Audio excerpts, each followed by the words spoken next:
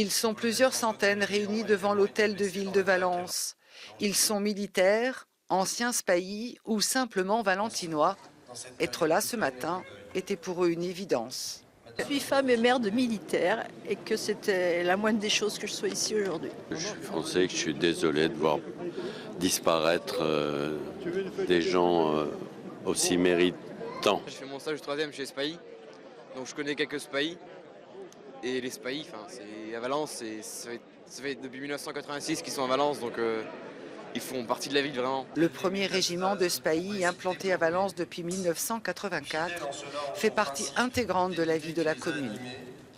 Soldats qui avez donné votre vie afin de préserver la nôtre, en ce jour, votre vie reconnaissante se doit à vous. Recevez son hommage et l'expression de sa totale solidarité. Soldats partis défendre notre liberté à des milliers de kilomètres, vous ne reviendrez pas. L'adjudant Émilien Mougin, 31 ans, et le maréchal des logis Timothée Dernoncourt ont été tués mercredi dans l'explosion de leur véhicule blindé au Belfort. Ce matin, le commandant en secours du 1er régiment de Spahis de Valence a souhaité un rassemblement sobre et digne. Vont vers leurs familles et leurs proches si durement éprouvés. Leur infini chagrin est aussi le nôtre.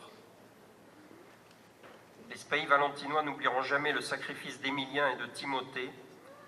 Ils étaient deux sous-officiers de très grande valeur, aimés et estimés de tous. Le chef de corps du 1er régiment de Spahis, le colonel Léon, a été blessé lors de cette attaque. 2 hommages militaires auront lieu la semaine prochaine, lundi à Paris et mardi à Valence, sur la place d'armes du 1er régiment de Spahis, en présence de la ministre des Armées, Florence Parly.